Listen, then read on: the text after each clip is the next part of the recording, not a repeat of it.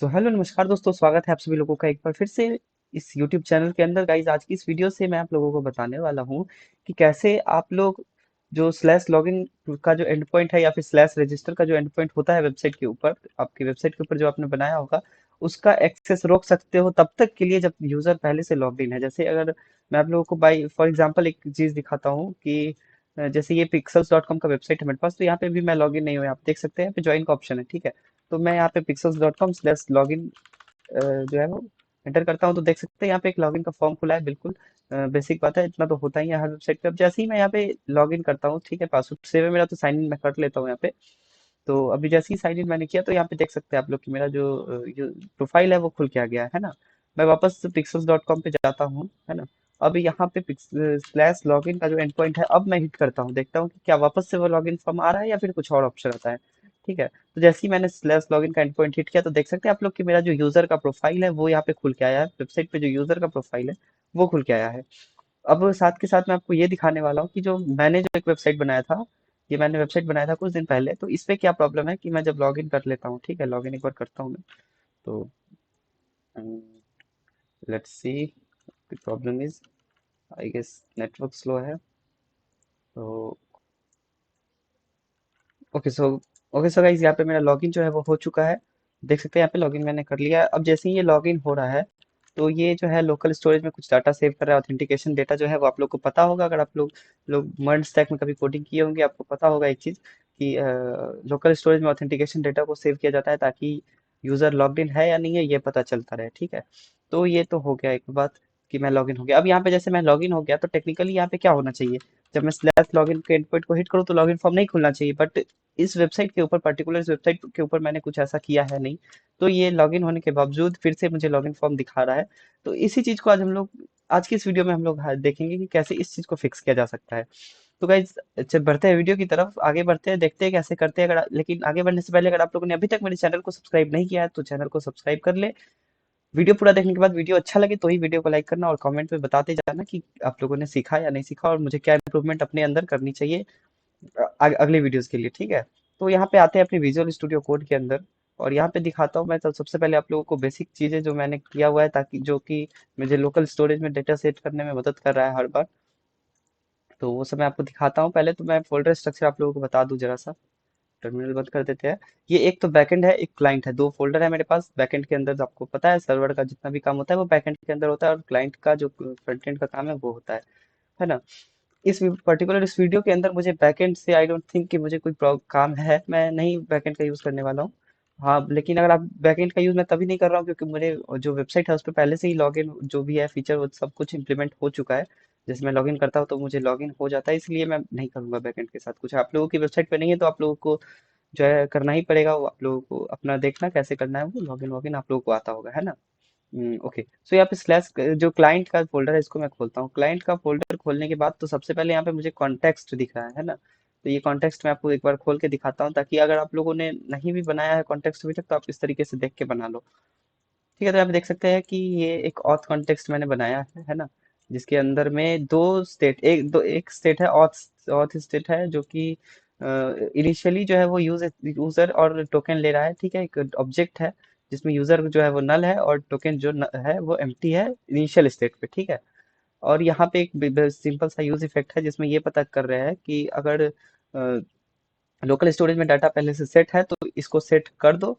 क्योंकि ऐसा है ना कि हर बार वेबसाइट खोल रहे हैं तो ऑथ ऑथ तो है वो सेट नहीं हो पा रहा ना। ये मैं आपको आगे बताऊंगा, आप लोगों को समझ में नहीं आ रहा होगा अभी। तो बेसिकली मैं बताना चाह रहा हूँ कि ये देखियो यहाँ पे डाटा है, तो डाटा जो है लोकल स्टोरेज से सेट किया जा रहा है। गेट कर रहे हैं अभी फिलहाल कि अगर है तो डेटा, अगर डेटा मौजूद है तो आप सेट ऑथ में सेट कर दो। और ये सेट इनिशियलाइज्ड जो है वो तो लोडिंग बार के लिए, तो ये आप लोग नहीं भी करोगे तो चलेगा, है ना। उसके बाद ये मैंने इसको यूज ऑथ करके डिस्ट्रक्चर करके और इसको यहाँ पे एक्सपोर्ट कर दिया है मैंने। सिंपल सिंपल सा है। और ये अब एक चीज मैं आपको दिखा दूं कि मैंने जो है ये लोकल स्टोरेज को सेव कब कर रहा है, मतलब मैं इसको जो लोकल स्टोरेज का जो आइटम है उसको सेव कब कर रहा हूँ, जैसे कि ये है। तो बेसिकली सिंपल सा बात है कि लॉगिन जब हो जाए यूजर तो ही इसको सेट करना होता है। तो मैं पेजेस के अंदर लॉगिन पे जाता हूँ। देख सकते हैं यहाँ पे हैंडल फॉर्म सबमिट है, जो ये बटन है लॉगिन का। और इस पे जैसे ही एक ये जो है ये मेरा एपीआई है, और जैसे ही जो सक्सेस आता है अगर ट्रू, तो क्या करना है कि सेट ऑथ कर देना है। ऑथेंटिकेशन में डाटा जो है ये यूजर के अंदर res dot data dot user और टोकन जो है वो सेट कर देना। वो सेट करके और उसके बाद लोकल स्टोरेज के अंदर में ऑथ की से इस चीज को सेव कर देना है। ठीक है, आपको मैं दिखाता हूँ एक बार। क्योंकि देख सकते हैं यहाँ पे ये ऑथ है की और वैल्यू उसका ये सारा जो auth res dot data dot user है और टोकन जो है वो सेट हो चुका है। ठीक है, सिंपल सा ये इतना चीज है। और अब बढ़ते हैं आगे कि कैसे हम लोग इस चीज को हाइड कर सकते हैं, मतलब कि कैसे हम लोग स्लैश लॉगिन के राउट को जो है वो प्रोटेक्ट कर सकते हैं कि जब यूजर लॉगिन हो तभी उसको दिखे, अदरवाइज वो जो है जब यूजर लॉगिन ना हो तो ही वो लॉगिन पेज को देख पाए, अदरवाइज वो उसको लॉगिन पेज का एक्सेस ना मिले। तो इसके लिए आप लोगों को तो सबसे पहले एक फोल्डर बनाना होगा। क्लाइंट के अंदर इस फोल्डर बनाना है आप लोगों को, राउट्स के नाम से। देख सकते हैं यहाँ पे राउट्स है मेरे पास, तो इस फोल्डर को आप लोगों को बनाना है। अगर आप लोगों ने नहीं बनाया तो मैं एक काम करता हूँ, उसको डिलीट करता हूँ, साथ के साथ बनाएंगे हम लोग, ताकि राउट्स, राउट्स बना दिया मैंने यहाँ पे। अब यहाँ पे एक न्यू फाइल बनाते हैं जिसके अंदर is logged in dot JSX कर देते हैं। ठीक है, डॉट जेएसएक्स कर देते हैं और यहाँ पे R A F C E React arrow function with export, और अब यहाँ पे डिव है। तो बेसिकली डिव का तो मुझे कुछ काम है नहीं, बट स्टिल मैं इसको अभी हटाता नहीं हूँ। एक ऊपर में हम लोग बनाते हैं स्टेट, जो कि एक ओके होगा और सेट ओके होगा। बेसिकली ये से ओके सेट ओके क्या कर रहा है, ये देखेगा कि अगर आपका ऑथेंटिकेशन जो ऑथ कॉन्टेक्स्ट है वो अगर खाली है, मतलब उसमें कोई डाटा नहीं है, यूजर नल है, तो फिर तो आप मतलब सेट कर दो फॉल्स। अदरवाइज अगर उसमें डेटा है तो आप उसको ट्रू कर दो। तो इस हिसाब से मैं चेक भी कर सकता हूँ, आप देखते जाओ मैं क्या कर रहा हूँ। ठीक, यूज स्टेट और इसको ट्रू कर देते हैं। आई गेस कुछ इश्यू आ रहा है क्या, इशू है पता नहीं क्या है। ओके, ये इशू है। एक काम करता हूँ, मैं इसके नेम को चेंज कर लेता हूँ पहले तो। Is user logged in dot JSX, ठीक है, ये रखते हैं। पता नहीं क्यों लेकिन मेरा ये जो नाम है वो काम नहीं करता। इससे पहले वाली वीडियो में भी मैं करते रह गया, ये हुआ नहीं, पता नहीं क्या बात है। जो भी हो, इसको मैंने कर दिया इज यूजर लॉग्ड इन। अब ये हो गया यूज स्टेट ट्रू, जो कि फॉल्स होगा, सॉरी यहाँ पे ये फॉल्स होगा। इसको फॉल्स कर देते हैं, इनिशियली ये फॉल्स रहेगा। और अब यहाँ पे एक यूज इफेक्ट हम लोग बनाते हैं। ठीक है, यूज इफेक्ट, और इस तरीके से बनता है। आप लोगों को पता होगा यूज इफेक्ट के बारे में, आई नो। नहीं पता तो आप लोग इसको देखो, फॉलो कर लो, बिल्कुल इजी है। यूज इफेक्ट, और अब यहाँ पे यूज इफेक्ट करता क्या है, यो जब पेज इनिशियल टाइम पे लोड होता है तो वो जो इसमें जो भी आपको है वो सबसे पहले जैसे ही पेज लोड होगा तभी वो रन हो जाता है ना। तो इसके अंदर हम लोग क्या करेंगे, इसके अंदर हम लोग एक तो पहले मैं आपको कॉन्टेक्स्ट खोल के भी रखता हूँ साथ के साथ, ताकि आपको पता भी चले कि मैं क्या कर रहा हूँ। तो ये देख सकते हो यूज ऑथ है, एक एक फंक्शन है यूज ऑथ, जिसके अंदर में यूज कॉन्टेक्स्ट ऑथ कॉन्टेक्स्ट है, और इसको मैंने एक्सपोर्ट किया है यूज ऑथ करके। तो इसी यूज ऑथ के अंदर जो है वो मेरा ये ऑथ और सेट ऑथ है ना। क्योंकि मैं इसको कर रहा हूँ ट्रांसफर, मतलब ट्रेवल करवा रहा हूँ। ठीक है, तो कॉन्स्ट कॉन्स्ट, और यहाँ पे मैं डीस्ट्रक्चर कर लेता हूँ ऑथ को, है ना, ऑथ को डीस्ट्रक्चर कर लेते हैं हम लोग। और उसके बाद यूज ऑथ से इसको मैं डीस्ट्रक्चर करता हूँ। अब यहाँ पे क्या देखेंगे हम लोग कि अगर ऑथ के अंदर इफ ऑथ डॉट, अगर ऑथ है तो उसके अंदर जो है डॉट टोकन है। इफ ऑथ के अंदर जो डॉट टोकन है, तो आप क्या करो कि सेट ओके को ट्रू कर दो, सेट ओके को ट्रू कर दो। सिंपल से 1 मिनट लगा, सेट ओके को ट्रू कर दिया मैंने। और यहाँ पे अगर ये फॉल्स है, मतलब और डॉट टोकन नहीं है, तो आप सिंपल से इसको सेट ओके को फॉल्स कर देने दो, कोई बात नहीं है मुझे, फॉल्स है ना। और ये जो डिपेंडेंसी है उस पे क्या रहेगा, तो जब जब ये ऑथ डॉट टोकन है उस पे डिपेंड कर रहा है ये। ठीक है, ऑथ डॉट टोकन, अब यहाँ पर इतना काम जो है वो मेरा हो चुका है। इसको मैं div को हटा देता हूँ। रिटर्न के इस स्टेटमेंट को मैं रखूँ, हटा देता हूँ। ठीक है, और यहाँ पे मैं क्या करता हूँ कि अगर ओके है, अगर ओके है तो तुम क्या करो कि चले जाओ। अगर ओके है, ट्रू है, तो क्या करो तुम कि हाँ, नेविगेट नेविगेट करा दो, है ना। नेविगेट समथिंग इशू, एक काम करता हूँ मैं इसको रिएक्ट राउटर डॉम से निकालता हूँ पहले। Import navigate, I guess navigation,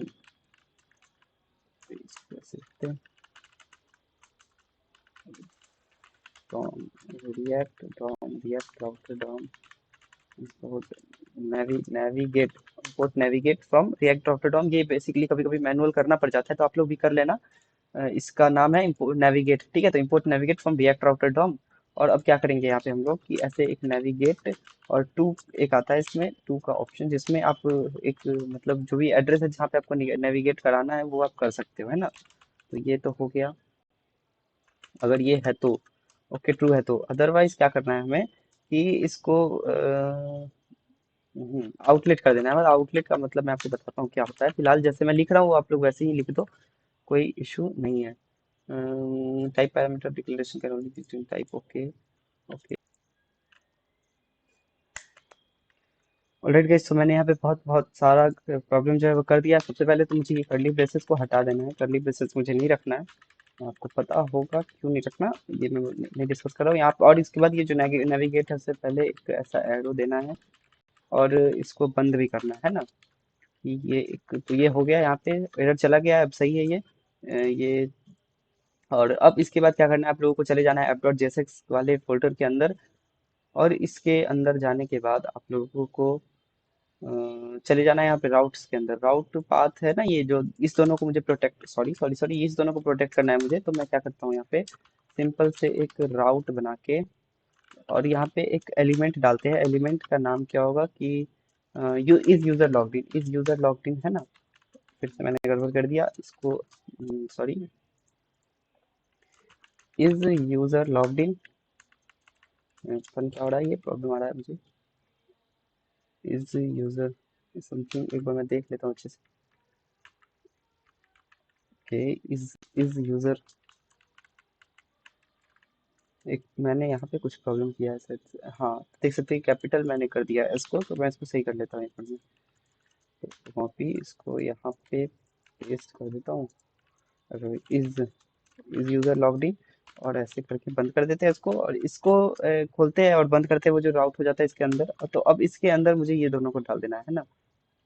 इसके अंदर इस दोनों को मैं डाल दूंगा और इसको देखते हैं। अब इसको टेस्ट करते हैं कि जो मैंने किया वो हुआ भी है या नहीं। ठीक है, अभी चूंकि लॉगिन है मेरा, मैं आपको बताया था लॉगिन है, तभी ये नोट्स दिख रहा है मेरा मुझे। तो अब इसके स्लैश लॉगिन एंड पॉइंट को हिट करते हैं। तो देख सकते हैं आप लोग कि जब स्लैश लॉगिन मैंने किया तो ये लॉगिन नहीं हो रहा है। लॉगिन करता हूँ मैं तो नहीं हुआ। स्लैश रजिस्टर देख लेते हैं, स्लैश रजिस्टर। तो ये स्लैश रजिस्टर भी नहीं हुआ। अपने लोगों ने देखा होगा शायद से, थोड़ा सा लॉगिन जो है वो आया था, उसके बाद वो जैसे ही पता चला उसको कि ये लॉगिन है तो उसके बाद ही वो हट गया है। ठीक है, तो ये तो चीज़ मैंने कर दिया। अब एक काम करता हूँ, मैं इसको लॉग आउट करके देखता हूँ। ठीक है, ताकि पता तो चले कुछ इशू तो नहीं है। अब इसको ऐसे एंटर करते हैं तो ये जो है लोडिंग आ गया। मतलब इसका मतलब मेरा जो वो पेज है उसमें, मतलब मैंने अपनी वेबसाइट से लॉग आउट हो चुका है, मैंने वेबसाइट से लॉग आउट कर दिया है। अब क्या करना है, लॉगिन पे जाना है आपको। लॉगिन पे जाने के बाद ये जो लॉगिन बटन है इस पे क्लिक करते हैं, सिंपल लॉगिन करते हैं। उसके बाद ये लॉगिन जैसे ही हुआ तो फिर से ये सब कुछ सही चल रहा है। एक चीज़ और मैं देख लेता हूँ कि लॉग आउट होने के बाद जो है वो लॉगिन पेज को हम लोग कर रहे हैं एक्सेस की नहीं। तो एक तो मैं स्लैश लॉगिन करके देख लेता हूँ। तो बिल्कुल आराम से हम लोगों ने स्लैश लॉगिन पेज को एक्सेस कर लिया है, क्योंकि यूज़र लॉगिन नहीं है तो उसको लॉगिन करने का जो है राइट मैंने दिया है। जैसे ही यूज़र लॉगिन हो जाए तो उसके बाद उसके पास ये राइट नहीं रहता कि वो अब लॉगिन करे बिना लॉग आउट किए। ठीक है, तो ये आप लोगों ने देखा कैसे हुआ, क्या काम मैंने किया। तो आप लोगों को वीडियो अगर पसंद आया तो वीडियो को लाइक करें, चैनल पे नए हो तो सब्सक्राइब करें। मिलते हैं गाइस जल्दी नेक्स्ट वीडियो में। Thank you so much for watching.